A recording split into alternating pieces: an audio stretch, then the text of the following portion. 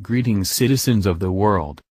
Curstor's Base Vertical Bar, one of President Donald Trump's hand-selected personal attorneys, Jay Sekulow, made the announcement this past Wednesday that thousands of documents which prove that the Clinton Foundation was involved with a pay-to-play with the State Department under Hillary Clinton via FOIA lawsuit were discovered by the American Center for Law and Justice. The American Center for Law and Justice announced on Wednesday that through their investigative work, they have uncovered what they called a favor factory.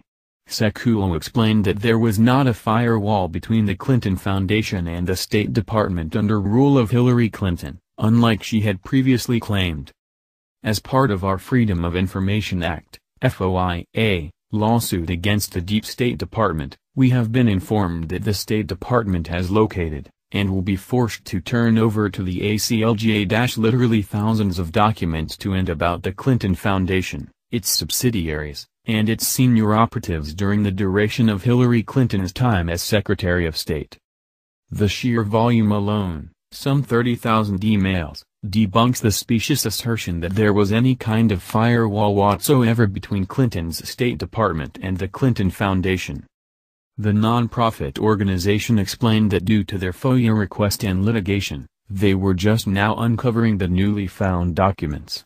Within the documents are exchanges between Hillary Clinton or a senior staff member at the State Department, it is unclear who, and Doug Band, one of the Clinton Foundation's senior aides, the man who created the Clinton Global Initiative. The State Department recently revealed through court filings that the amount of documents that include the search phrase Doug Band existing in Cheryl Mills and Huma Abedin's files is well over 8,700. It is more than likely that every single document contains numerous pages, which means that the actual amount may be well over 18,000. The nonprofit also found through litigation that the two women's files also contain another 22,000 documents that talk about the Clinton Foundation or any term that references the Clinton Foundation. The ACLU also revealed that some of these documents prove that Doug Band spent time working for donors of the Clinton Foundation as a liaison who were coming to the State Department for favors, the State Department that was being headed by Hillary Clinton. Band was the guy that Clinton Foundation donors came to if they needed anything. He pushed any favors through immediately to either Huma Abedin or Cheryl Mills, which sped up the process. The Gateway Pundit gave an example of a favor that Doug Band helped push along.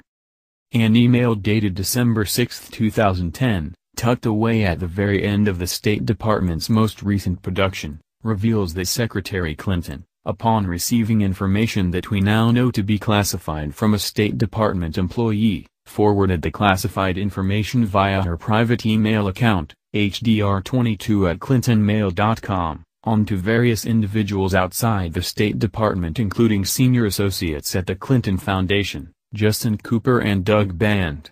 She writes in her email to print for Bill.